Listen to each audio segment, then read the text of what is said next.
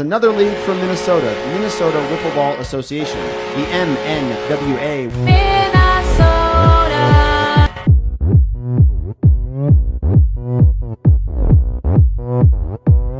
Minnesota style.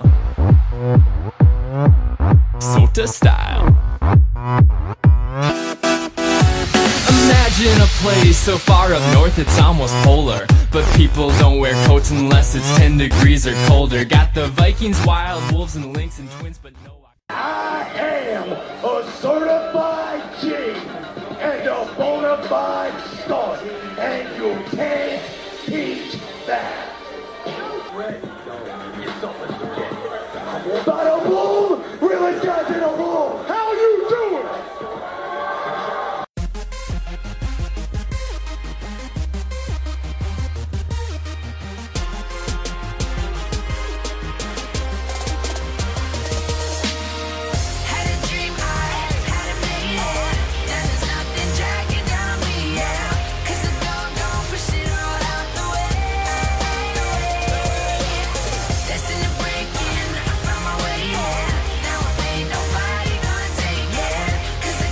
Couple things are gonna happen to you tonight, sweet boy. No! Hello! How you doing? Now batting, Linder. How you doing? Dr. Seuss. How you doing?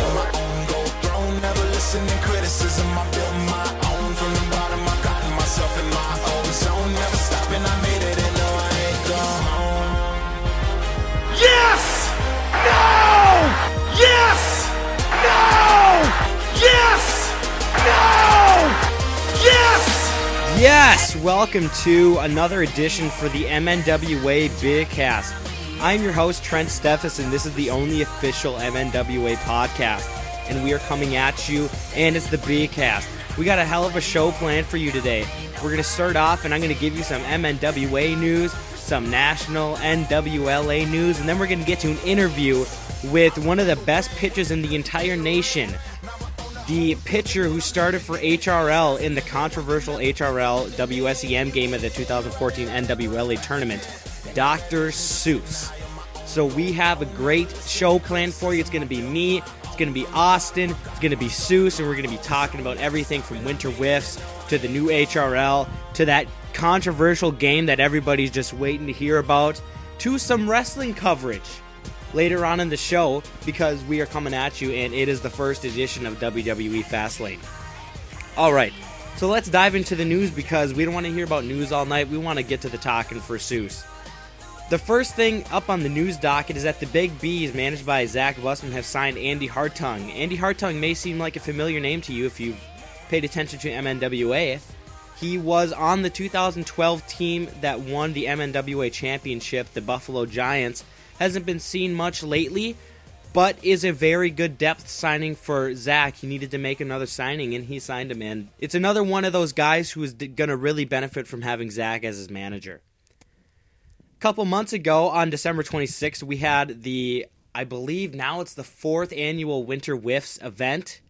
It was a great tournament, played at the Maple Grove Sports Dome, the best sports dome in the metro area. And it was won by the champion team, the Beavers. Captained by myself, Trent Steffes, and I had two of the best pitchers in the whole nation, Dr. Seuss, my guest today, and Hardball from the HRL Reds. Two phenomenal pitchers, and they pitched me to a championship. We won over the 7.5 men, the appropriately named 7.5 men, consisting of Devin Nelson as the manager, Smallpox Tyler Flackey from HRL, and actually my co-host, Austin Steffes. So everybody in this podcast today was part of that championship mix from Winter Wiffs. Speaking of Winter Wiffs, the MVPs of that event were Dr. Seuss and Hardball. Pretty much a no question, because there would be no championship for the Beavers had there been no Hardball or Seuss. The MNWA is celebrating our 5th season this year. This is going to be our 5th year in existence, and we're rolling out the red carpet, so to speak. We got a brand new logo. Check out our Twitter profile picture. Or you could go to minnesotawiffleball.weebly.com and check out the MNWA 5th anniversary page, where we're going to be posting articles called the 5 for 5 series, and it's going to be a bunch of lists of 5 this, 5 that. So it's a bunch of really cool stuff. Hopefully, as the season goes on, we'll get more stuff integrated into this 5th season celebration. Speaking of the season, we are 89 days away from opening day on the recording of this podcast, which is Sunday, February 22nd. So when this comes out, I'm not sure where we'll be. We'll be around 85, but as it stands right now, we're under 90, and that is a huge deal for us. We're starting to get wiffle fever really, really bad.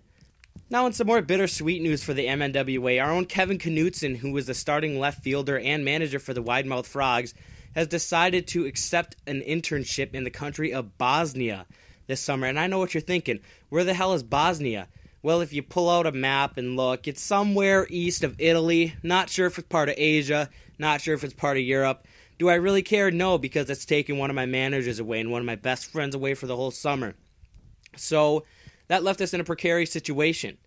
It left the Widemouth Frogs without a manager, and it left the MNWA Gophers down to only 4 players on their active roster. So one of those situations was remedied as Ben Kapsner decided to come up, step up, and manage the Widemouth Frogs for the 2015 season.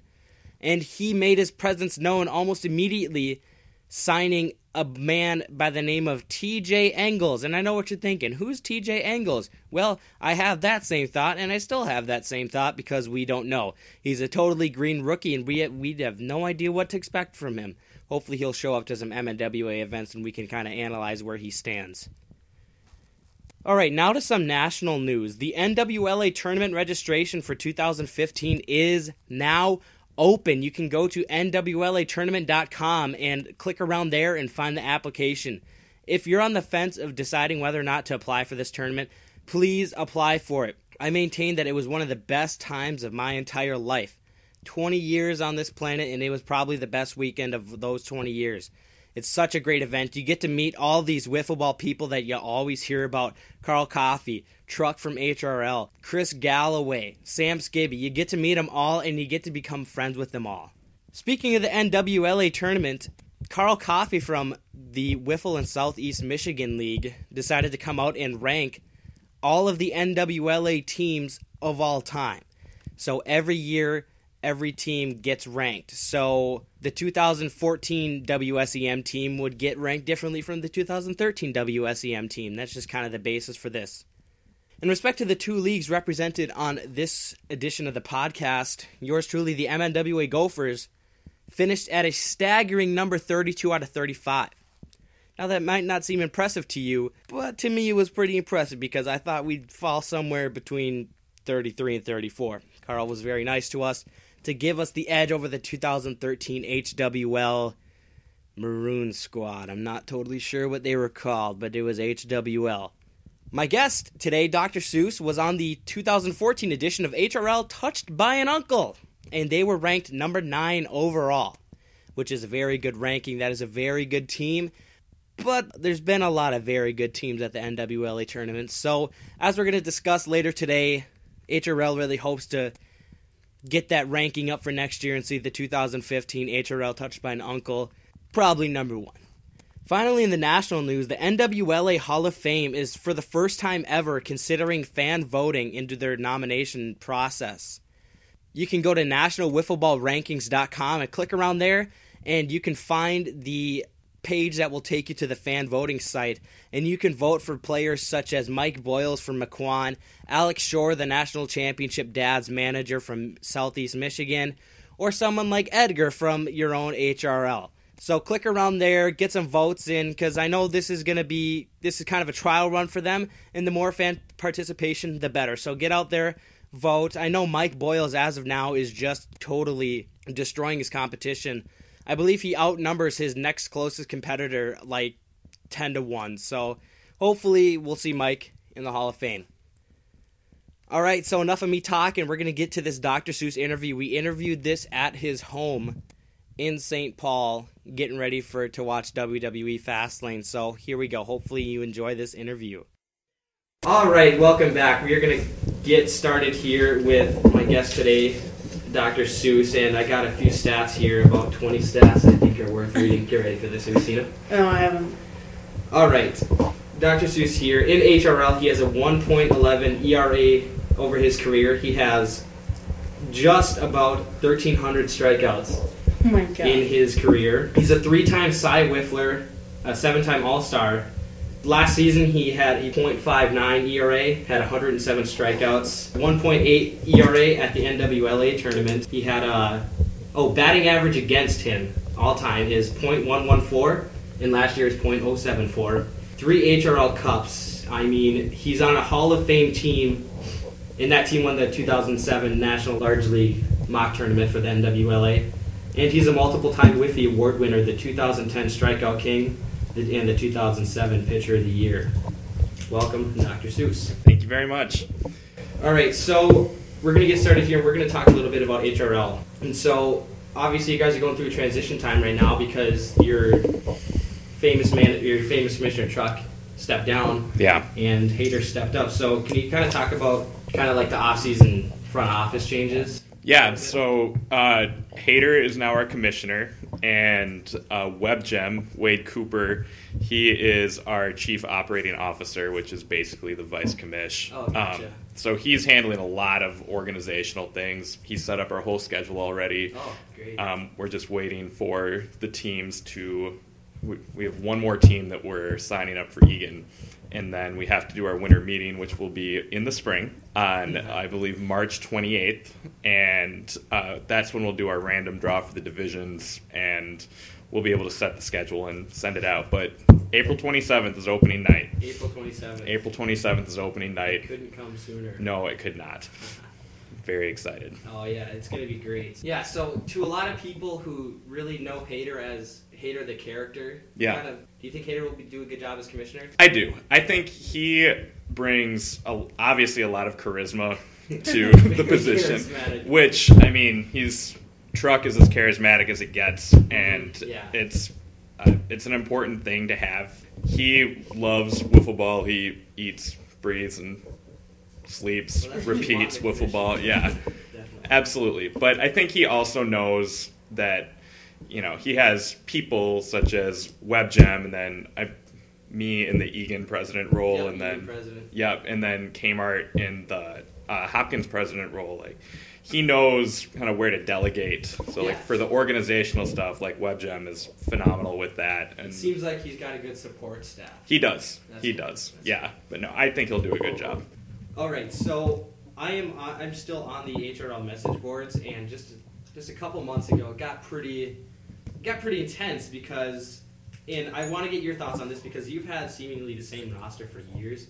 Like if you go back and you look at his teams from like 2010, even 2007, a lot of them are still around. Your roster turnover isn't huge, and I want to get your thoughts on the newly formed Devil Rays and Hopkins with Too Bad, Hader, and Smallpox all joining their teams. And do you have any thoughts on that? On kind of the idea of whether or not stacking a team, Yeah, for lack of kind another of like word, a- is fair. Oh yeah, I got you. Or is that? Yeah, I guess personally, I'm okay with it. I feel like, those guys like playing with each other. They all want to win, and there's a variety of people. And there's a large spectrum in the HRL of people who are there, like, because it's competitive, and that's a pretty small number. And then you have a pretty big number who feel like Wiffleball is fun through the competition. And then you have another pretty significant number of people who really feel like Wiffleball is just fun. And, people obviously, nobody likes going out and getting their butts kicked, Yeah. every week. I can tell you personally that it's pretty rough. Being on the 1-35 Tigers of 2013, Yeah. Yeah, we should ask Handsome Matt which team you beat for that win. It was... It was Handsome Matt Matt's ace. Yeah. And it was by forfeit, I'm Yeah, it pretty was sure. Yeah. forfeit, I remember. Yeah, he was the only one that showed up, which is how we ended up getting him. But Oh, yeah? yeah. Okay, yeah. Yeah, but that's another story. So, but to answer your question, I think given the way that the league is currently structured, like, there's no way to really prevent it, and I don't think Yeah. it's gonna beat I don't know. bring the league down. Personally, I mean, since that is the exact same team that half of the Reds beat to win the Big Whiff this year, we're not concerned. And we'll go on record saying we're not concerned. But if they could beat the Nationals for us, that would be great. So how many times have you been to the finals? I was just wondering, because I know you're at the finals this year, and you won, was it 3 straight HRL Cups that you guys won? We won 3 straight. So the Reds franchise has been to 5 finals. That's crazy. You guys been in, 9 years of existence? Or is this going to be year 10 coming up? This will be, for us, year 9. Okay. So, wow. Yeah. Yeah, I think that's right. Yeah, 'cause our first year was 06. So, yeah, this would be, 6, 7, 8, 9, 10, 11, 12, 13, 14. Okay, this is year 10. Wow. That happened quickly. So. Jeez, half of your existence you've been in the championship. Yeah, that's pretty remarkable. Even if you weren't winning, that's pretty awesome. That's got to be one of the, nationally. Yeah. I wonder if there's even a team nationally that can say that half their seasons they've been in the championship. No way. Yeah, and and there's kind of been 2 generations of the Reds. The first chunk, when we had Spoon, who's a former national player of the year, multiple time VP, he's phenomenal. And after he moved in the summer of 2010, it kind of took us a while to, figure out what our new team identity was going to be. But signing Wally really kind of brought back that playoff intensity. He's an incredible player. And then signing Hardball and Matt for this past off season, this past summer was as much fun as I've ever had playing wiffleball. That's great. With those guys. But yeah, those are some nice guys to play wiffleball with. All right, so let's get down to the brass here, and we're going to talk about what a lot of people. This is kind of going to be the main event of this podcast. All right. In a bit, we're going to talk about your controversial double elimination tournament game against the Wiffle Southeast Michigan Dads team from the 2014 NWLA Tournament. Yeah. We're going to get down to we're going to kind of go through the game, but I just remember we went to the field early because we played after that in the Dangerfield bracket, and we're like, well, which game we're going to watch? Oh, HRL's playing, we're going to watch them, Yeah. So, and I can't believe, how intense that was. That's as intense as I've ever seen wiffleball being played. Yeah. And I couldn't imagine what it would be like actually playing that game. Yeah. Because we were sitting just behind the dugout, and so you guys were all in front of us and stuff, and we were, so into it. Yeah. It was a 60-minute long adrenaline rush. Oh, my gosh, the whole time. It was just... Because one of the biggest climaxes, because I wrote down, all the kind of cinematical climaxes, I don't know what you want to say. Sure. And there's, 4 of them. Yeah. And the first one happens, there's one right at the beginning that I want to talk about. And, but smallpox getting called out at second. I remember that in my head being oh my gosh, what's going on here? And that happened 27 minutes into this hour and 20-minute game. Yeah. So like you said, it was just a huge adrenaline rush that whole game. And you said to me yesterday via text that it was like a great wrestling match. And you and I and my brother here are huge wrestling fans. Yeah. And it totally was. I mean, if you really, and I don't know if anybody listening to this is a huge wrestling fan, but if you really think about it, it is like a great wrestling match because there was a good beginning and there was such a big foreshadowing. Okay, because I don't think the video starts right at the start of the game. No, it doesn't. But there's this one call where number 3 for the Dads is up, and I can't remember his name. And it was a called third strike and it hit the metal part of the strike zone.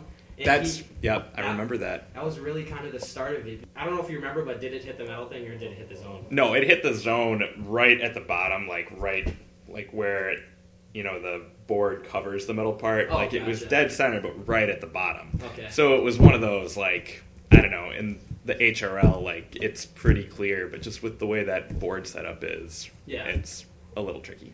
And then that was another question I wanted to quick ask you about before we really dive into this was the distance change for the NWLA tournament hard for you? Because it's 42 in the HRL and it's 49 in Columbus. Was that difficult for you as a pitcher? Yeah, it was. We actually, totally. Yeah, it really was because, playing wiffleball for the last 9 years, been used to throwing, at 42 feet. And then, but what we did, because I guess the previous year when the team went, and I didn't go that year, but it was, our guys couldn't hit the board, except for Rex. And so we went out every Sunday for 4 weeks prior to the tournament. And we measured out 49 feet at Pilot Knob Park. and we practiced for like 2 or 3 hours every Sunday so we could just get that distance down. It was Sam Hatt, Same hat. number 3. Oh, Is he their leadoff hitter? I He's Yeah. a leadoff hitter. I'm pretty sure he is. He's got a good eye. All right, let's get into this game. You faced on the mound for Michigan was Austin Bischoff. I'm pretty sure. Yeah, 2013 National Pitcher of the Year, if I'm not mistaken. At the 25-minute mark, Smallpox stepped off the base because he forgot that nobody was on first, and so then the ump calls him out. Called him out, yeah. Because you cannot step off the base Yeah. in And, an NWLA game without being called out unless the ball is in play. That's crazy. yeah. I just don't understand that rule. Oh, and, the like, rule, I don't know. And I It's- looked it up because I wanted to see if it was in there, and the rule says you can't step off the base. Yeah. Or you'll be called out. But it's such a dumb rule. Well, and it just doesn't make sense that, like, he'd walked. It was ball 5. Oh, yeah. He was walking to first base. Tyler took a couple strides off. Like, I mean, at what point is the play not dead? Or, like, at what, And, I don't know. And then, Hader famously started yelling a phrase that's famous within MNWA now, the ball is never dead. Right. He started yelling that, and I mean, I just don't know how that's even possible. Yeah. Because It doesn't make sense. At some point, play has to be dead. yeah, Wait. exactly. You can't Yeah. just So Hader walked, and then Tyler took No, two-bat walk. 2-bat walk. There's nobody on first, and Tyler took a step off the bag Oh. because he thought there was somebody on first, but Oh, then he come went on. back. And then they And called then him out. delayed reaction, and the ump calls him out. Oh. It slips your mind, you know. Right. Obviously, we all make those kind of base running mistakes. I mean, I make Right. base running mistakes. all the time. Yeah, that was the kind of thing where, I mean, that game was as heated and competitive as one could imagine. But, like, after that half inning, I was standing next to Alex Shore, who was also as competitive as it gets for wiffleball, and he was just like, well, this would just be a really shitty way to win. Like, I don't want to win because of that. Really? Like, yes. Really? Yeah, because... Wow. That's great to know. I mean- yeah, exactly. And That's he even the went to kind the umpires and said, like, look, that... of thing- really. Yeah, He- but... Yeah, he did. But, you know, the rule. The yeah, umpires the were... rule's the rule. I mean, and it's nothing against the ump because he was No. doing his job. Yeah. But I'm sure. I'm amazed he caught it. Oh, exactly. I know there was times that I actually stepped off the base just to just loosey goosey, and nobody else called it. So Yeah. I mean, the ump was doing his job, and so I really don't think it's nothing on the ump. It's more on who decides the rules and whether or not that rule Yeah. has a place in the tournament. If anyone's listening, let's get rid of that rule. That rule. Yeah, so that was one of the climaxes, and the first one was the Evan Bortmas. It was a 2-run home run, I believe it was. It sure was. Yeah.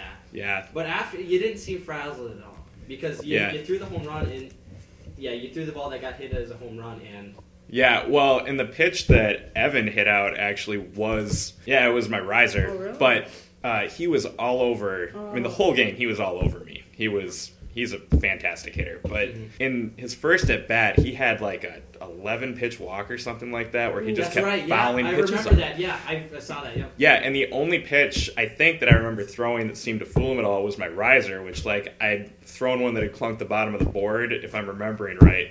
And so when he was up again, I was like, all right, I'm gonna, and like my riser with a new ball is more like my 4th or 5th pitch. Like I just don't control it the same way. Yeah. But I took a little bit off it, I left it up, and he did what good hitters do. That was He just just- massacred it. Yeah. Do you regret throwing that? pitch? I absolutely regret throwing that pitch. Never want to get beat on your 4th pitch. Yeah. Oh, yeah. man. All right, and so then there was and you watched this game recently. So Yeah, I rewatched it yesterday. So there was a time when Smallpox singled. Yep. And Beerface came around to score at home, but he was thrown out at home. Yeah. And there was, it was kind of a blooper single too, and he was barely outside of the first and second base line when he had the ball, and I think Beardy was going from second. So yeah, I think he was too. Do you think he should have stayed at third, or no? think it was the right play there? I think it was absolutely the right play. Okay. Like in that sort of game, like Bischoff was dealing, and like I mean, in the NWLA tournament, you have so few chances when you're playing a high-level team. Exactly. To score, you almost got to take whatever chance you can. Exactly, and the odds. I mean, the odds of them like It making was that an amazing play. Throw. Yeah, they made a I can't remember phenomenal who threw play. out. I don't know if it was Bischoff, but oh my gosh, they hit because he jumped and it hit like the bottom of his cleats or something. Yeah, it was a phenomenal it was a heck play. of a throw. But I would send him every time. I think you have to in Like that when you had that situation. chance to score. Yes. Yep. All right, kind of a play that gets overlooked, but is way more intense, was when somebody scored. Okay, it was us. Alex Shore. Yep. He had a half swing. Yep. Oh, And- that's the one I watched. So, yeah. It was like- Yeah. Oh, I remember it vividly. Let's do But it. so this all began because I threw like 10 straight balls to start this inning. So their first two guys walked. Then their guy Sam, their leadoff hitter, was up. He struck out. So there's one down. I think Alex Shore had a 3-2 count on him, and I threw him a slider that like he was starting to swing, and then it like cut in on him. So he checked the swing. Yep. So it like dribbled out just past Just the past dud the line. foul line, Yeah. So I ran up to get it, turn around, throw it to Beardface, who's running in, and my throw was a little off the mark. Like he reached for it, knocked it down, and then he picked it up, and he was in the circle at this point. Turns around and sees their guys are like chucking it around the bases, so he like makes a wild throw at the guy going Yep, from second to that's third. right. But I mean, think that this- was Phillips. That was Chandler Phillips that was going from second to third. Yeah, it was. And someone was in front of him and he had scored. yeah, But it was. the controversial thing that you guys were arguing here was that the ball was in the vicinity of the circle before the leadoff runner was past the half. Yeah, I mean, it was. It was. Well, Before but the by the line. time I know he has to have control of it in the circle for play to be dead. Oh yeah. But by the time he had actually picked it back up to make that throw, and it was really quick, like as soon as it was in his hand, like he chucked it at the guy. But if you freeze the video right then, like Evan Bortman, I think that is his last name. Boardmiss, sorry Evan, but is like a stride and a half behind the hash mark. Yep. So at that point, like the play should have been dead. Yeah. And like, you know, There was. I want to say it was over 5 minutes of. deliberation. nothing. Well, Yeah. yeah, just like watching it yesterday, it was just Yeah, like it a was- long time of just like people were talking. You could hear hater. I could. Yeah. Well, is it safe to say that you were mad? I was as mad as I've ever been on I a was football going to say, field. because, I mean, I haven't seen you play wiffleball a lot, but I get the sense, from talking to the other guys, that you're a pretty calm guy. And Usually. obviously, but you and Beardface were just, you were very upset that they allowed that guy to score. Yeah. And that was... Yeah, I think... you got up and you were both pointing towards a circle. Yeah. And then, okay, this happened off camera, but after Hader came back, did you see him throw a chair? No, I did not see him Did you throw ever a hear about chair. No. Oh, yeah, he came back, and he's I've heard about he's fuming. He grabs one of the chairs. There's a black chair there from the tent, and he just folds it up and chucks it. Wow. Chucks the chair, and we were just. That's another thing that lives in MNWA Oh infamy. my We gosh. were all right there. He walks through us and throws the chair. We're like, oh my gosh. I remember Yeah. you guys telling me about that, and I was like, wow. Yeah. No, it was, I mean, easily the most frustrating part of the whole tournament. And Oh, I don't sure, know. yeah. It's just like Southeast Michigan, the dads are phenomenal. Like they are the champs They're for a totally reason. champs, yeah. And them with the bases loaded and one down, which is what the situation would have been had he not been called safe, like there's still a pretty good chance they get a ball in play or they get another guy in. Yeah. Like no matter what. But it's lousy that it went down the way it did. And Yeah.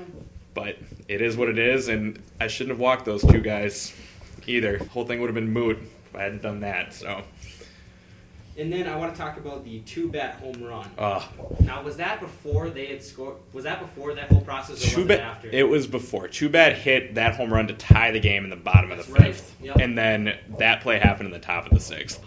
It was And then Hader, he yeah. was just jumping across the field. The crotch doing chop the seen crotch around chop, the world. Suck it, suck it. You guys suck. Oh my. Yeah.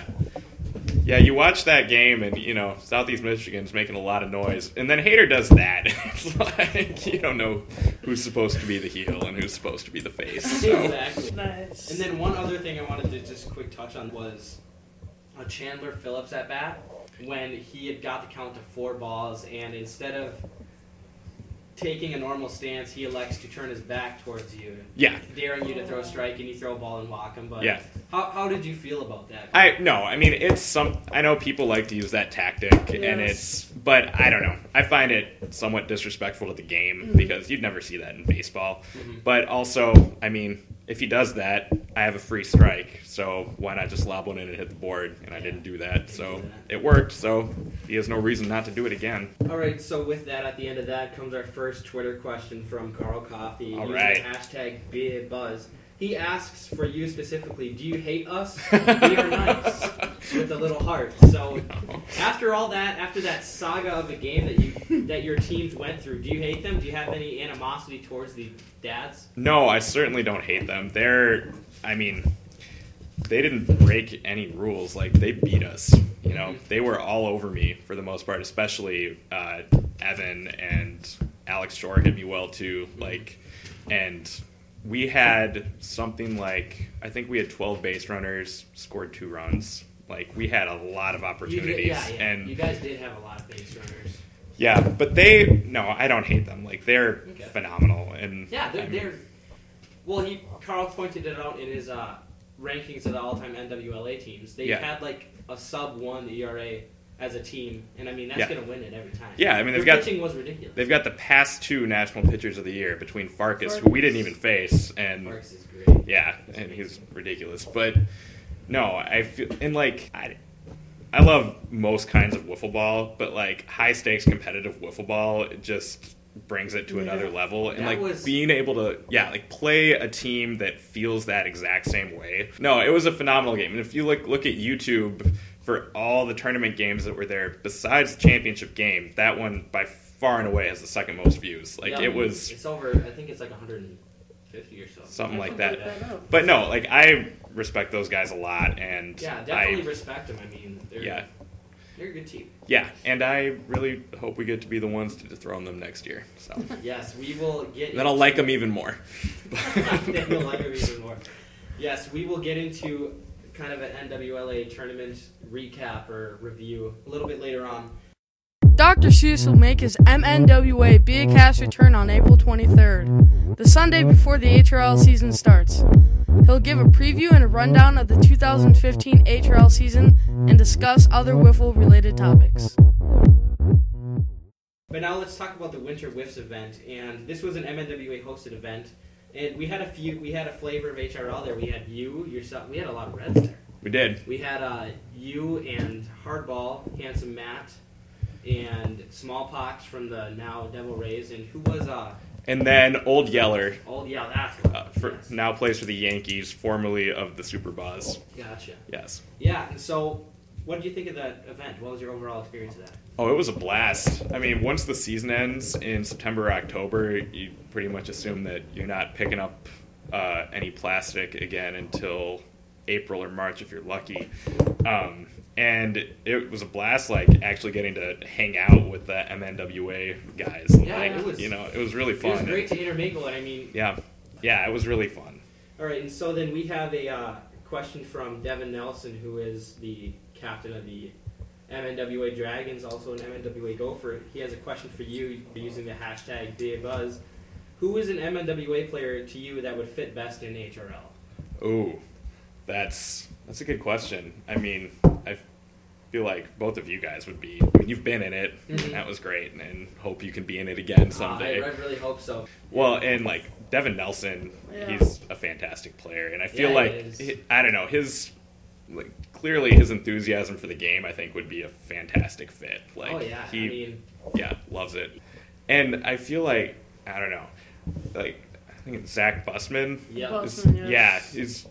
I feel like he would actually benefit from our speed limit, because I feel like his stuff is so nasty and it moves so much, but he has speed A, which is when he's just gunning it, and he has such a hard time hitting the zone with that, because wiffle balls move a lot when you're throwing that hard.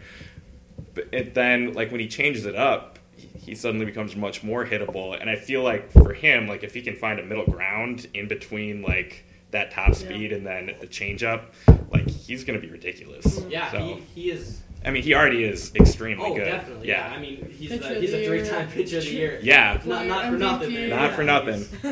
Certainly. He's definitely. Oh yeah. He's definitely among But, and granted, that was from like one afternoon of, yeah. So if you guys do come down, it'd be fun to play with you more often in Egan, but it'd probably be best if you're in Hopkins so we don't have to face you pitching that much. Like Zach and Garrett and those guys are from Buffalo. So, I mean, and Garrett, they said that they want to play HRL and so, but Hopkins is really the best fit because, you know, coming from Maple Grove to Egan. That's brutal. Rush hour, that'd be pretty bad. That'd be brutal.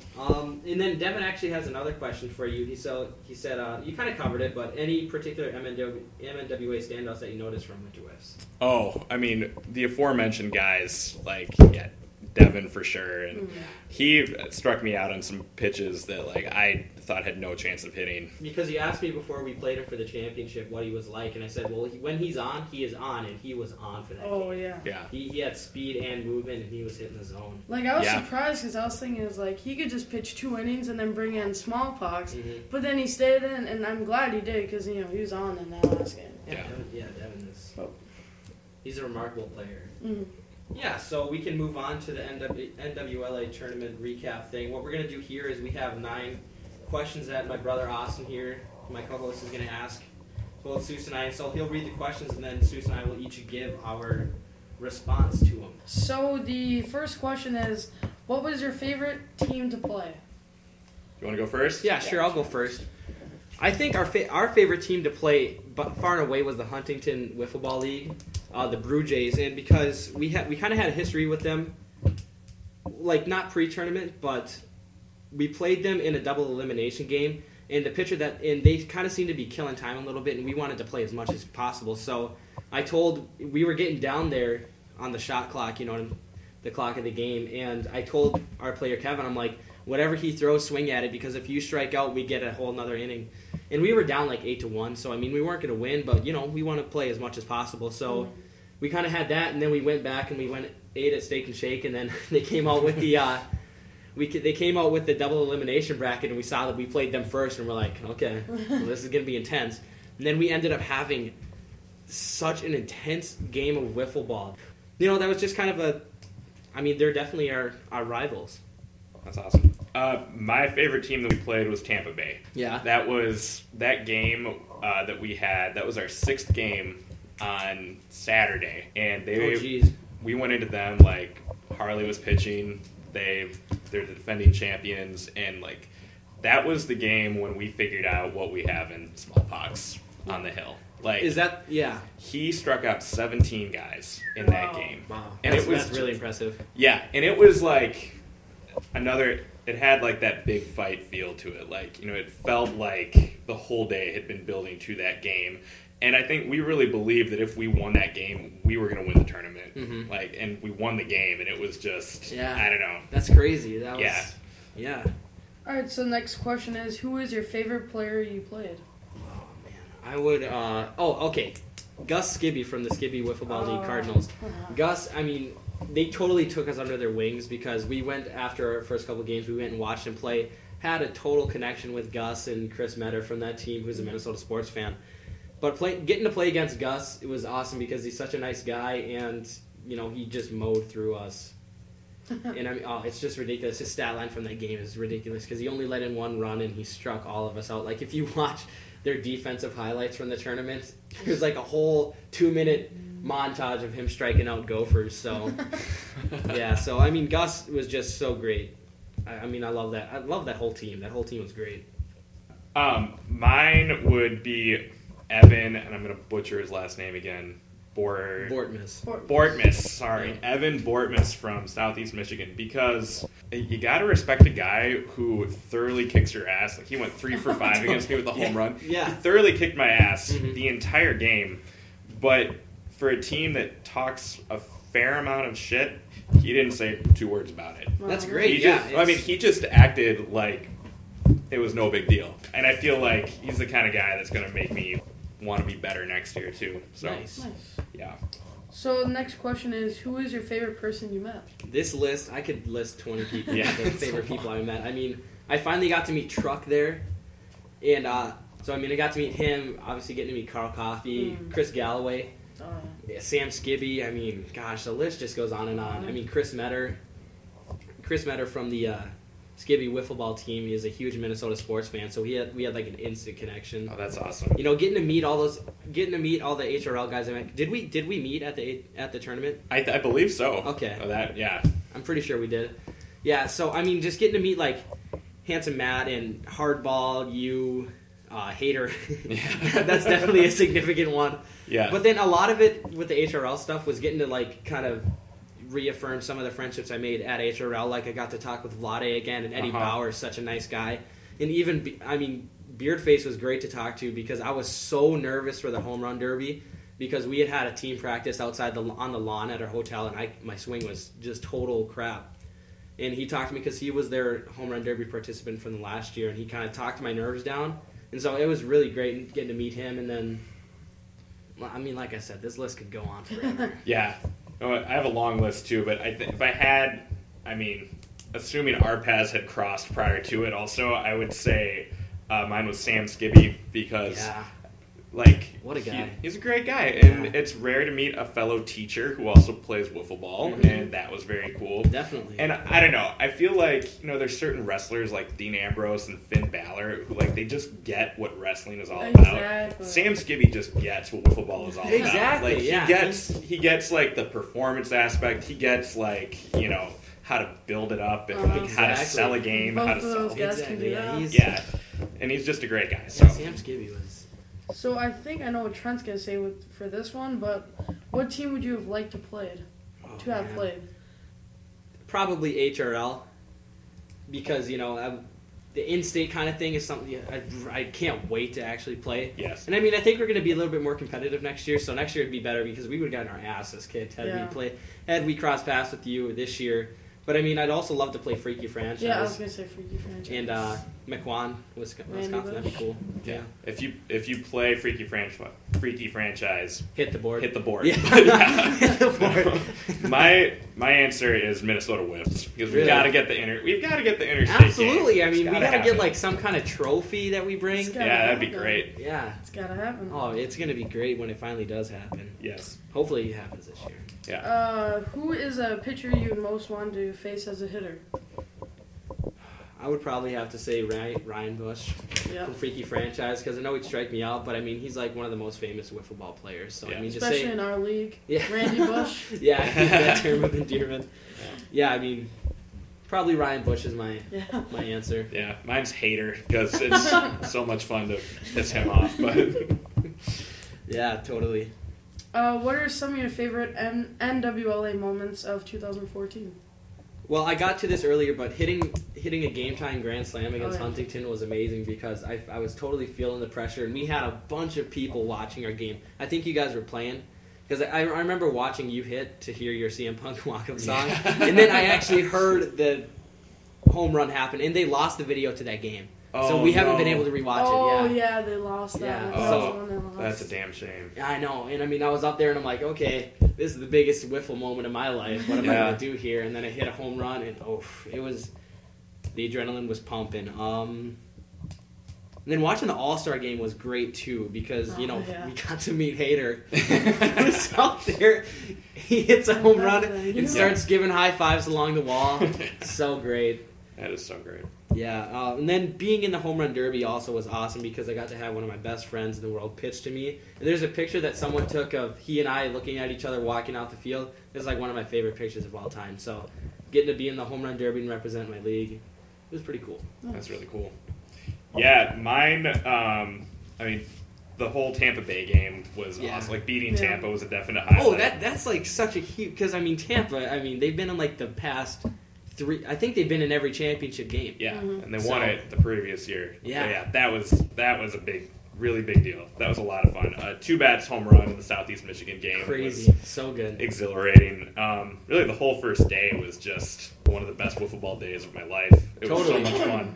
Although, my personal highlight, for pitching stuff, I don't know, I guess the way I'll go into a game if I'm pitching and hitting. Pitching, I expect to do very well pitching, and so it's rare that I'll feel super excited about how a pitching game goes, but I'll feel really disappointed if something doesn't go well. Whereas with hitting, if I actually get a home run or something, or like hit a home run, that like makes my summer. So hitting how well did you do hitting? I had one hit. I had an OPS over 900, but I think I was it was ridiculous. But I had one home run off Mequon. And did you? Oh, yeah. You got to play Mequon? Yeah, it was a 3-run shot. So that was my personal highlight. Who was the pitcher for them? I am not sure. Mike Boyles. No. I don't know if Mike. You don't? I don't know if Mike pitches. Could have been T-Mart or who knows. So the next question is, what are 2 things your team needs to improve for 2015? I really think, obviously pitching. Pitching is, my answer for this is probably pitching and pitching because Devin pitched well, I pitched horribly, and we just need to bring more pitchers so we have more options. And we have 2 guys that we want to bring that are 2 of the best pitchers in MNWA history. And so I think another thing we need to do is just kind of like be more veteran because, we kind of played as rookies. Like, we didn't make the best fielding mistakes. We had a totally embarrassing fielding mistake against Washburn. So just kind of pitching and playing like we know what's going on. Yeah. For us, I think there's a good chance that Hal will not be coming back, who was one of our top 3 pitchers, one of the best pitchers in league history. But he retired after this year. Did he really? Yeah. Actually, I have his shorts that he gave me after the game in that closet. But, oh, boy. Yeah. But he's, my all-time greatest HRL pitching rival. I think we faced each other like 12 times. Wow. Or not more. And we're probably dead even. But so he's gone. So we need to find another top pitcher. Yeah. And then that's one thing. And then, I don't know. I feel like the HRL has kind of staked its reputation on being like the fun team that will also kick your ass. And I think it's time to switch that to being the team that will kick your ass and also be pretty fun. Yeah. Do you think any of that stems from your team name? I feel like the team name embodies it pretty well. Okay. But it's hard to be both the most fun team and, the most serious team. Yeah. And I kind of like what you're saying, like, just kind of flip it. It's almost like kind of 60-40. Yeah, exactly. And if you flip it so it's 60% kicking your ass, not 40, Yeah. But it's not like you guys are totally taking it as a joke. Oh, hell no. And and I feel like at least the team we brought last year, like that is a team full of guys that want to win. Like every single guy in that team wants to win. Yeah. And I totally. feel like that being the mentality going forward and like talking earlier about the fun through competition thing, like that is the team that we brought down last year. Totally. Like everybody on that team gets such a high off of, playing like top-notch wiffleball and winning. So, all right. Next question is, what are your expectations for 2015? Well, for 2015, my expectations is getting back to Ohio because now we have to go through regionals, and if we don't get back to Ohio, I'm going to be crushed. Yeah. But so expectations. I really hope we get back to Ohio and then place within the top 10 because this year we were 14th out of 15. But I think the pitchers we're going to bring are more than capable of hitting the board. And if we hit the board, we have Carl Coffey pointed it out. We had the 6th best hitting team at the tournament. I saw that. You guys had which is crazy. Really so good, if we just take that and add pitching, yep, that should be a top 10 team that gets right back to Ohio. So yeah, I think that's where we should be for 2015. Yeah. Our goal or expectation is to win the whole always thing. Win it, yeah. And it's you guys brought a banner this past year. Yeah, that said champions. That was the coolest thing. Yeah, that was. We'll probably have to make another one. Either that or just do some slight editing for that one. Yep. But yeah, our expectation is that we championship win the whole or bust, thing basically. Yep. Yeah. Then you should be going. Your team is great. Yeah. Last question is, who is the person you want to see on your roster for next year? For me personally, I want to see Jordan Johnson on our roster. And Zach Bussman is all but a guarantee for the roster next year. But I'd love for Jordan to come because Jordan is a great arm in the bullpen, but he can also hit very, very well. And he has more of a managerial, he's kind of a student of the game, he knows how to run a game, and so he'll be able to, he could add also a fielding presence, he would actually study the rules and kind of know what's going on. So Jordan Johnson's somebody I'd really like to see on our team. Yeah. Mine is, kind of answers one of my biggest needs. I think we need to bring hardball. Hardball. I totally Bring hardball. When you were talking about it, I'm like, hardball should be on your team, totally. No, his stuff is filthy, man. and he will. It's ridiculous. Yeah, he's a great pitcher. That was crazy. Yeah, he pitched the championship game against you guys. No one on our team could touch him. Yeah, I mean, he throws the heaviest sinker I've ever seen. Like, he's disgusting. But I think what most people don't realize about him is that he is one of the best clutch hitters. Is he really? Yeah, in the league. Like, he hit in our deciding Game 5 of the Egan Championship Series this year against Hal. Mm-hmm. He hit a 2-run homer to put us up 2-0. They later tied the game 2-2, and then it was in, like, the 11th inning. He hit this mammoth opposite field home run in the top of the 11th to send us to the HRL World Series. Like, he hit 2 home runs off Hal, who gives up about 2 home runs a year, usually. So he would bring not only a phenomenal arm, but a bat who can hang with top-level pitching, too. So your rotation this year, was it pretty much you, Hal, and Smallpox? Did Beardface pitch?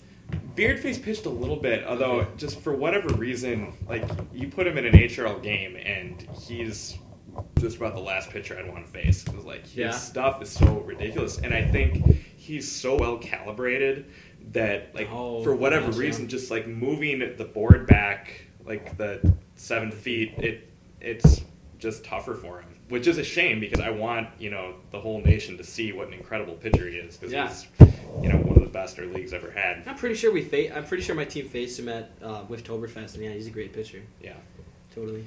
And I don't know, maybe this year he'll practice more and he'll turn into our ace, which is entirely possible too. Totally. But how you doing? All right, so before we get to the pro wrestling talk, we're going to answer another question from Twitter. You can always tweet us questions here at the BEAHcast using hashtag BEAHBuzz. This question comes from Shedfield Wiffle. They are the new League of the Year. They are the Field of the Year, and they're based in West St. Paul, Minnesota. They tweet us asking, is it too late to ask to create a dream team for the MNWA from the past 5 years? Hashtag BEAHBuzz. No, John, it is not too late. It's never too late. We're doing it right now. This is an amazing question. This is a fantastic question from John. I can't believe we didn't think of it. Yes, this would make a perfect 5 for 5 series on the MinnesotaWiffleball.weebly.com website for the MNWA under the 5th anniversary page. So I think the way we're going to do this is we're going to each pick a player that we would have on this team and then pick a year from when that player played. And you can't use the same player twice. So let's start off. Let's hear your list first, Austin. Okay. Who's on your all-time MNWA Dream Team? MNWA Dream Team would have to be Devin Nelson from 2011. You could almost pick Devin from any year, but I would pick him from this year. Not so much this year, though. He didn't have a phenomenal year, but his pitch, he had a good year. I would pick Devin because of his pitching, and this year he had 30-plus home runs. This year? In 2011. Oh, that's right, correct. Yeah, he had about 32. Home runs. Yep. 32, I think, and that's why I would take him. Okay. My next one would be 2014 Zach Bussman. A big reason why the MNWA Elites won the championship. And I mean, you could pick any Zach Bussman. I mean, his hitting's good, his pitching's always on, but this one stood out to me. Then I would pick 2014 Trent Steffes. Because, I mean, you were really clutch. You were a good leader. I mean, your pitching wasn't that good, but your batting average is the best in the league. I mean, you can't beat that. So then, next I have 2011 Jay Zimmerman. Jay was very good that year. I think he had one of the highest batting averages ever. 660? Yeah, about there. I mean, that's just incredible. Have to have that hitter. And then, again, you can pick this player from almost any year. I'd pick 2011 Jordan Johnson. Really good that year. First year in the league, I think they were. Or they just came in, and his pitching, his slider that year was amazing. So that's why I picked him. All right, that's a very good team. Thank you, first of all, for including me in that. That means a lot to me. I'm pretty sure we only have one player from the same year. We have essentially pretty much the same core base of players, but we have different years. I start off actually with the 2011 version of yourself. That is the home run champ of forever. You hold the home run record for 33 home runs hit in 1 year. That hasn't even, since that year, nobody has even come close to a cumulative amount of home runs as you had in that year. So just based on the fact that you hit 33 home runs that year, that finds your way onto this list. Thank you.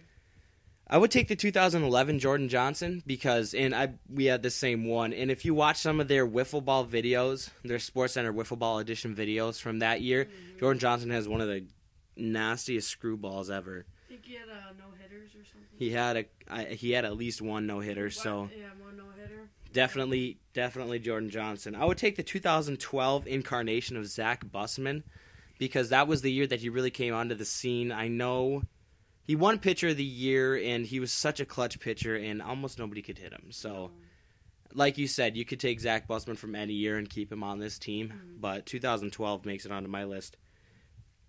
I would take the 2012 version of Devin Nelson. And I really think, I can't remember if Devin won MVP this year, but there was almost nobody better all around than Devin in 2012.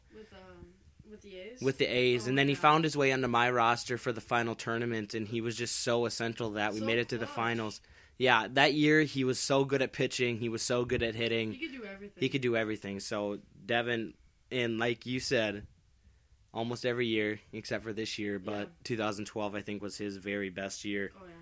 And finally, I'm picking 2012 Andrew Johnson. Great pick. The 2015 Andrew Johnson is on MNWA Bad Company, this year managed by yours truly. But he was the Rookie of the Year in 2012, and it was ridiculous for someone with very little baseball experience to be able to come onto the wiffle ball scene and have his skills translate as well as they did. I mean, he's been almost unstoppable since coming onto the scene. His fielding, I think he is one of the best all-around fielders. I think he has 2 or 3 career route home runs.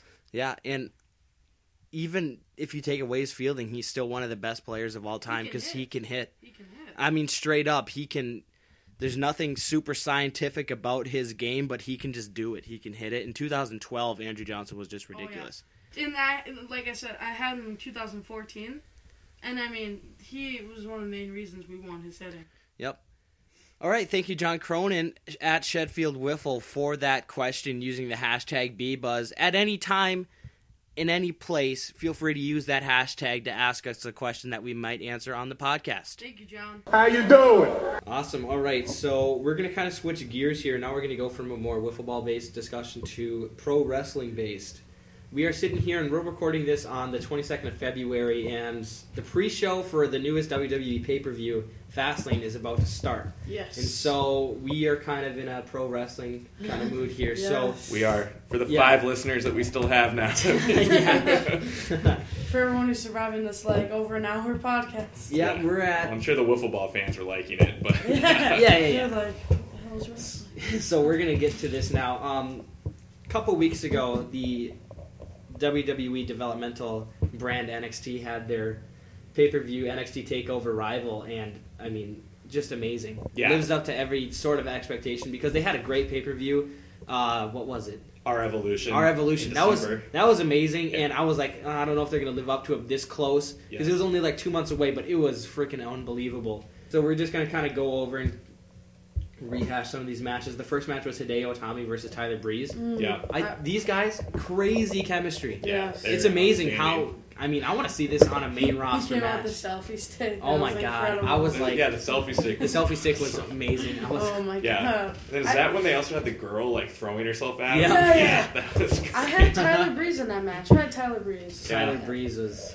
I like that guy. Tyler Breeze has an amazing super kick. He Like, does. he It's kicked- violent. Yeah, it's violent and it's so compact. Like Yeah. Shawn Michaels pretty much stretches his whole body out, but he does this thing and he's just like crouched over and kicks him, and I was like, oh my gosh, That's I brutal. was totally blown away. And then there was the Bull Dempsey versus Baron Corbin no DQ match, which Oh, I love Bull Dempsey. I wanted to see a little bit more. I did than too. that. That was like a 6 or 7 minute match. It They was didn't, even, really they didn't even short. use a table. I mean, No, they're they like, didn't we use- want to. If yeah. they would have used a table, no matter how long it would have been, I would have been like, all It was right, a that's really fine. short match. I was Yeah. like, wow. Yeah. And there was one botch that Oh, Bull yeah. Dempsey had. That was That was did he ugly. ugh. That was where, like, he clotheslined Baron Corbin over the ropes, and then he Oh, was supposed yeah, to go over and too, then and then he it was, waited like, and then super jumped delayed. over. That was hilarious. And then they started chanting Botchamania, and I was like, oh, Yeah. I know. to see that in an NXT show. Yeah, it was too bad.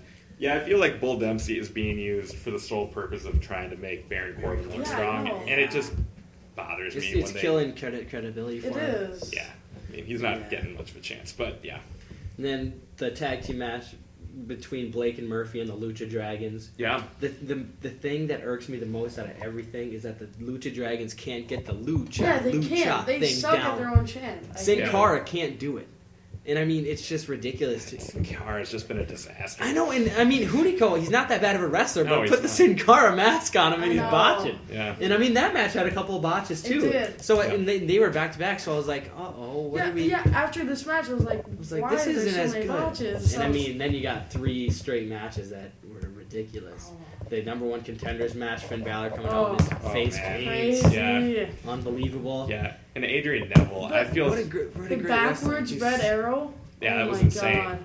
He is a phenomenal wrestler. I really think Yeah. that I don't know, his long title reign is what kind of has cooled people off on him. Yeah.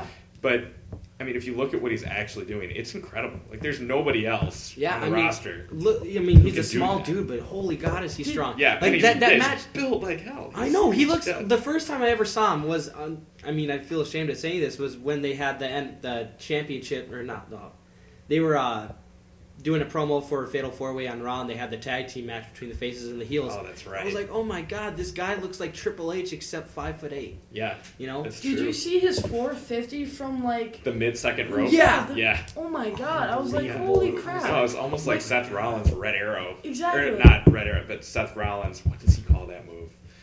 I can't remember. But the crazy move he pulled off that broke Brock Lesnar's rib. Oh yeah. No, that wasn't it. The crazy move that he nailed on John Cena at the Royal Rumble.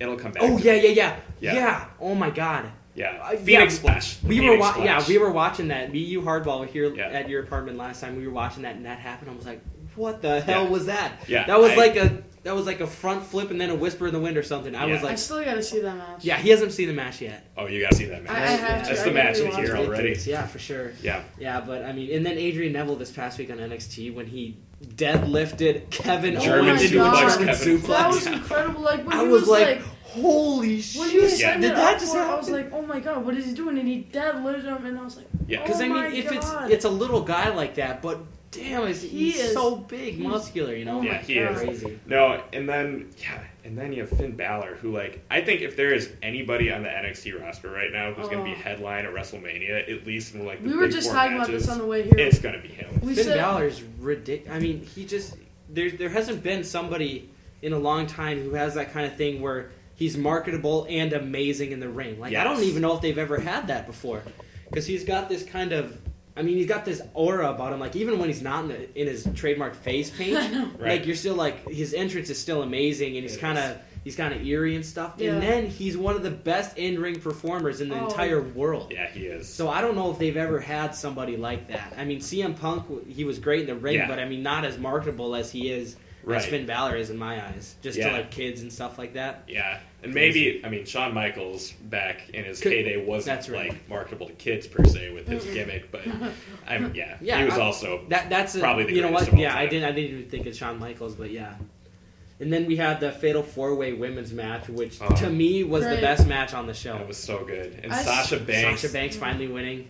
finally winning. Yeah, you and Yeah. I have a shared taste for her. She's easily my favorite women's I wrestler. say this She's in so great. confidence. I said to Trent after I match, I said that could have main evented a pay-per-view. Yeah, Yeah. which I read is Charlotte's goal. So Yeah, okay, that's I read that too, amazing. and I'm like, Yeah. Yeah. that's great if Triple H is in charge. Because Yeah. if Vince is in charge, you're going to get like 3 minutes to put on a match. Exactly. And I mean, seriously, did you see the mixed tag match between the Uso and Naomi? And then Yeah, they were given time, and Natalia and Naomi kind of They looked I was a little entertained. They looked motivated. Like They were really actually did. They grappling. totally did. Yeah, they weren't were just doing like the kick, the rear view, the sharpshooter. Yeah, like exactly. they had a wrestling match. They did, which and I was was so like, refreshing. Give them time, please. Yes. You have 3 hours to fill. Yeah, know. Instead of doing another 20-minute promo, give 20 minutes to some divas and let them wrestle. or even 10. Like let Natty. Exactly.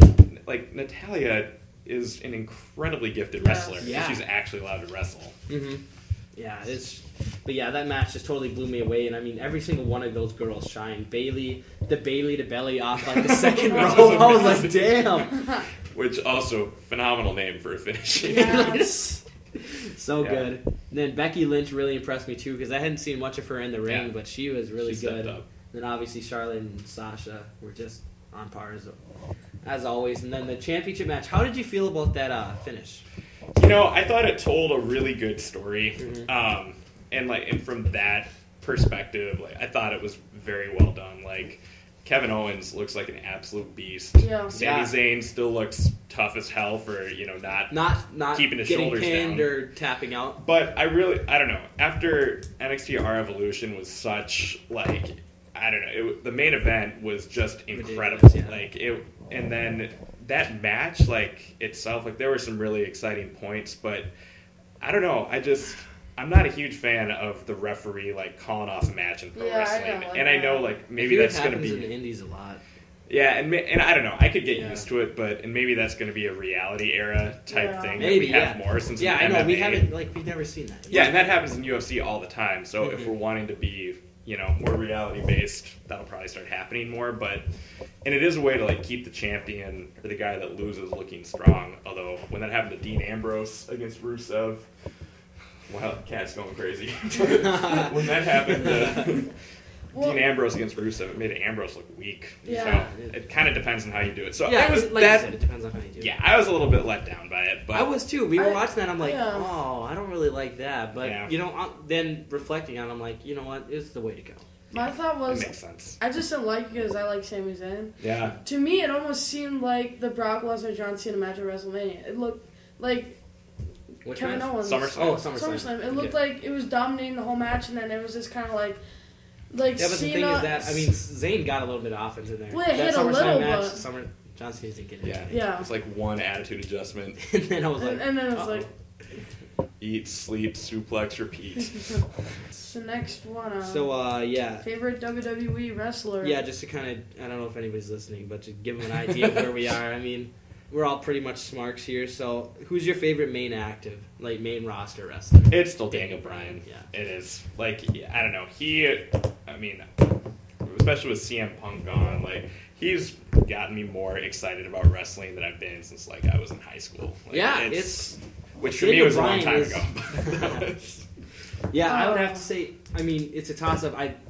Seth Rollins is ridiculous. Seth Rollins is Oh my Seth God. Rollins is great. He plays the chicken shit heel so well. Yeah. And he's such a good in-ring performer. He is. Well, He's he almost plays, untouched. Yeah, like, he reminds me so much of Triple H when he was on his rise in 1999. Like, because what Triple H did so well that Rollins is also incredible at is, like, he can be the chicken shit heel who you want to see, like, get the hell beaten out of.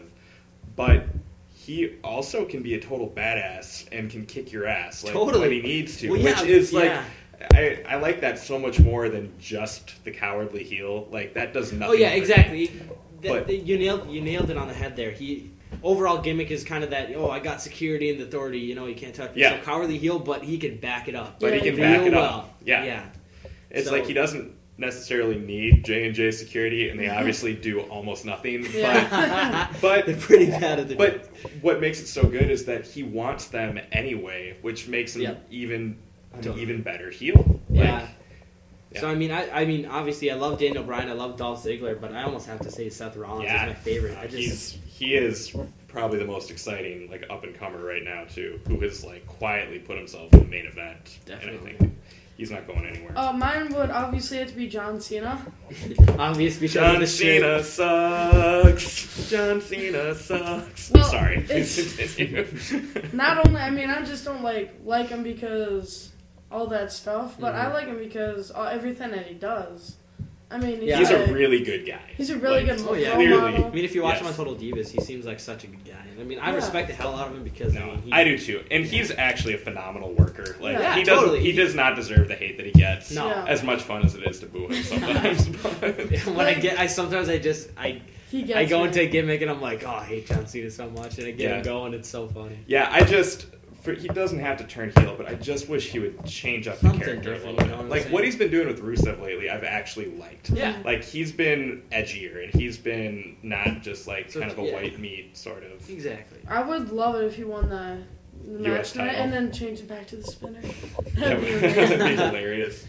So I'm pretty positive in saying that we all have the answer for this next answer for this next question. Finn Balor, favorite NXT wrestler. Balor. Easily, God, just everything he puts out. And then I said to Trent on the way here, I said, you can just see it like in WrestleMania when he comes out or when he makes his like debut. Yeah. People are gonna be like, "Oh my God, this is the guy that wears the paint." And they're gonna be like, absolutely. And even people who do not watch NXT, they're gonna be like, "This guy is incredible." Yes. And yeah. Totally. So I just cannot wait because I heard Vince McMahon really likes him. Yes, and he's 33. And I just cannot wait for him to get up there. Yep. Okay, and then I'm almost positive we all have the same answer for this one too. The favorite non-active wrestler.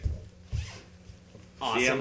Is that from the pro wrestling tees? Yeah, it's from the pro wrestling tees. CM Punk. You know what? Mine, I didn't even think about CM Punk. I put Jeff Hardy. Jeff Hardy, okay. I love Jeff Hardy. I loved him. Oh, yeah, Jeff Hardy was awesome. Yeah, Jeff Hardy's amazing, yeah. I love him. Heck of a worker, I mean. Did you see his fall on TNA recently? Yeah, that was nuts. Where he fell off the cage and like slammed his head on the stairs. Yeah, face first, like from the top of the door to the cage. He fell face first onto the steps. Cool. And he it looked like he actually like landed on his head. Yeah, it looked, I'll show you it later. Yeah, it looked awful.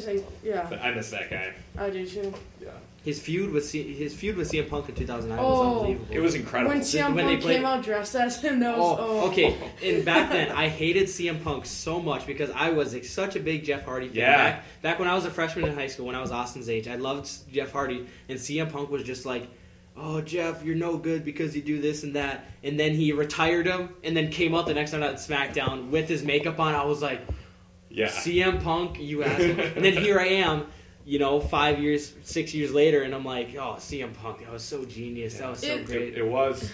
It's almost ironic because it went from I used to like CM Punk when he was in the I like CM Punk, then we started feuding with Jeff Hardy and he lost. Yeah. I got super mad. I was like, oh, I hate CM Punk. And then when he started, and then when I recently started watching when he had the WrestleMania against Brock Lesnar, then I was like, this guy is good.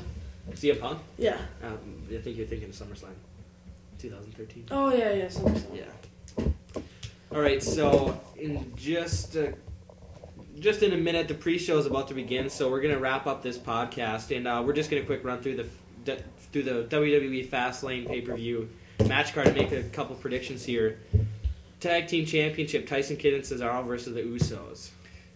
My heart says Brass Ring Club, but I think the Usos are going to take those into WrestleMania. My official prediction is Kidd and Cesaro, but I could see that happening. It might not be their time quite yet. I could see them doing like a triple threat tag team and winning then. Yeah. But I love that team, and I They're remember so good. I texted you because they did a tag team #1 contenders tournament, and they paired Kidd with Cesaro. And I texted you, I'm like, what the hell are they doing? Yeah. Like, why are they doing this? This is so dumb. Yep. And then here I am, and I absolutely love this pairing. A couple of months later. Yep. They have so much chemistry, and I had no idea. They have made lemonade out of what they've been given.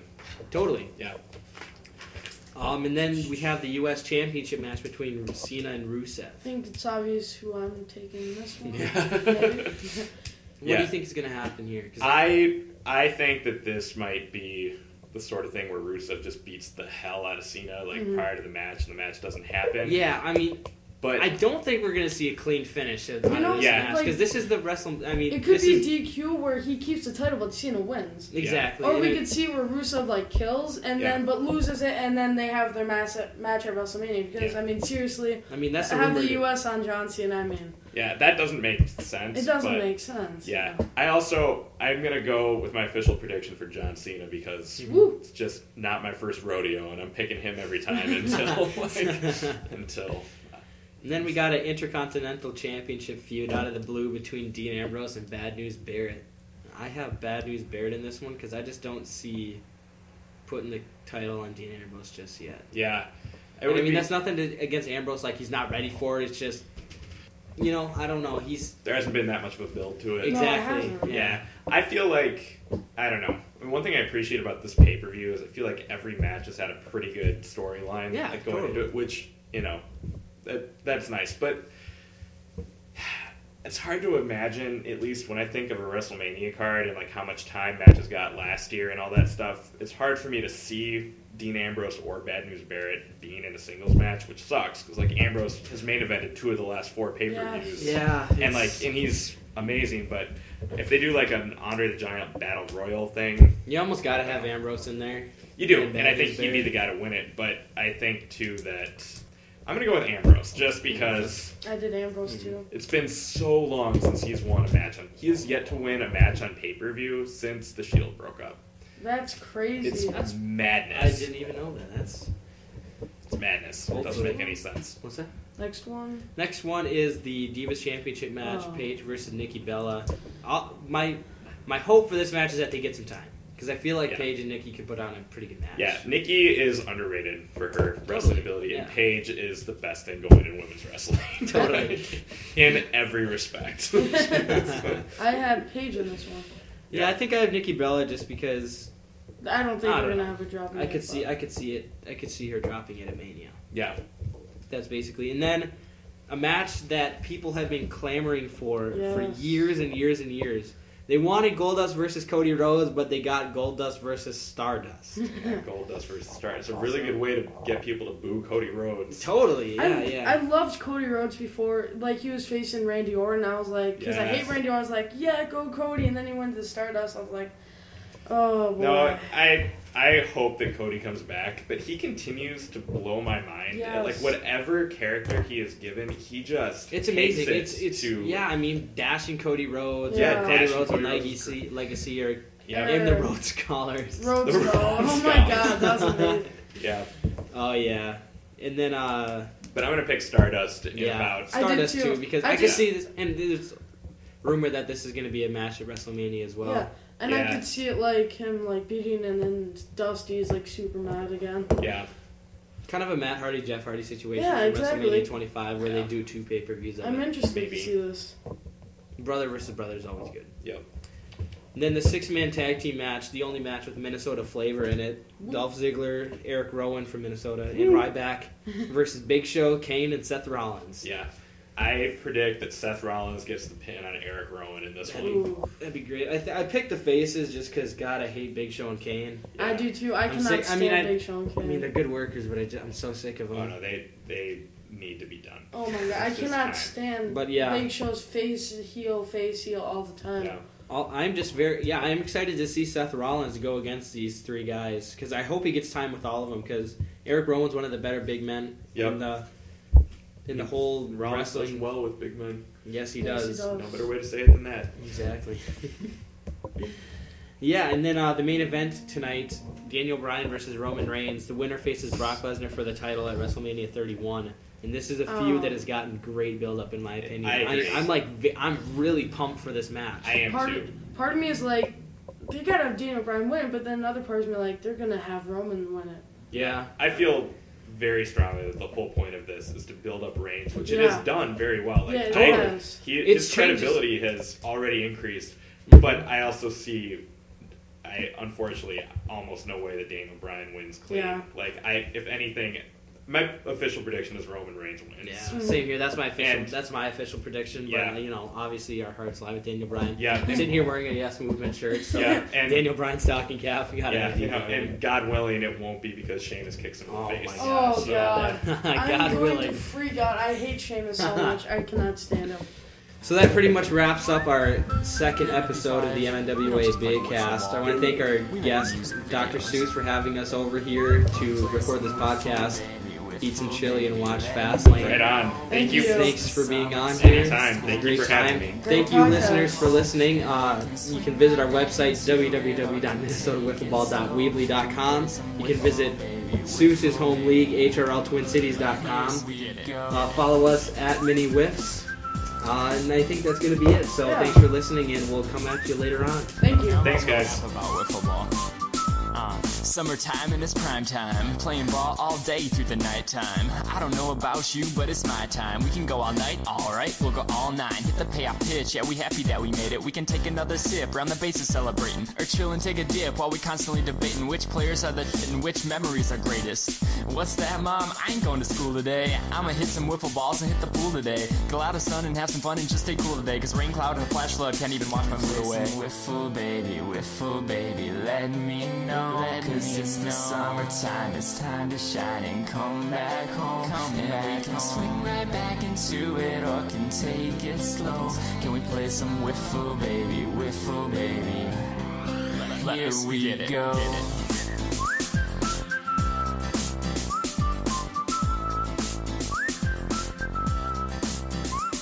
It's like everywhere I go, my team will put on a show. We keep it in the zone, but all the pitches be slow. We own this life, we taking over control. And we own this night, we taking over the globe. Well, I guess not literally, cause that'd be a dictatorship. Hit a home run, that's a see you later hit. I hit it, I hit it like I can't miss. I use the long ball, bro.